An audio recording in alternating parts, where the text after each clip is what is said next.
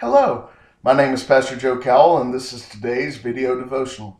In Numbers chapter 12, we see the story of Moses and his brother Aaron, who was the high priest, along with his wife Miriam.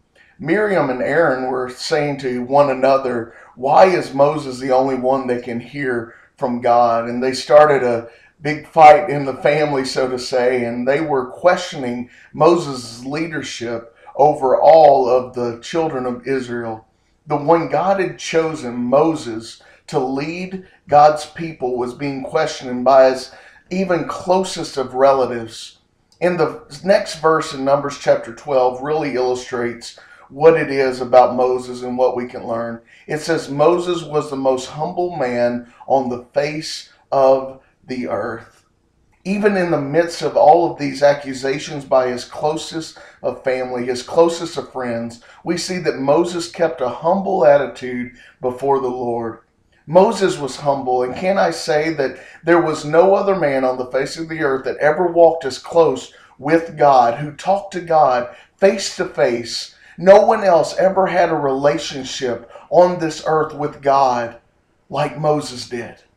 And what was the quality about Moses that allowed him to have that relationship with God?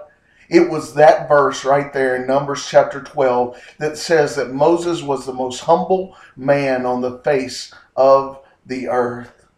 If you and I want a relationship with God like no one else, like there's never been another relationship before, a closest, intimate relationship with God, where we know His voice, where we hear His word, where He speaks to us face to face, then what we must do is do what Moses did, and that is humble ourselves before the mighty hand of God. And the Word of God says that when we humble ourselves, He will lift us up.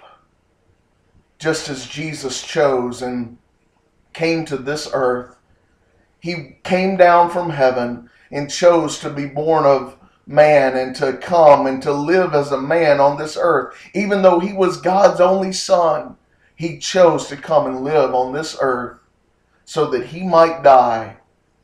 All His friends, all His family forsook Him. They all took a part. They didn't want any part with what was going on at the crucifixion. They went to the side.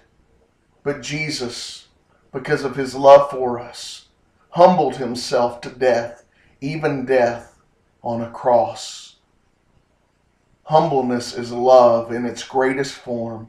And Jesus loved us enough to humble Himself and to take upon Himself the sin of the world so that we might have fellowship with God.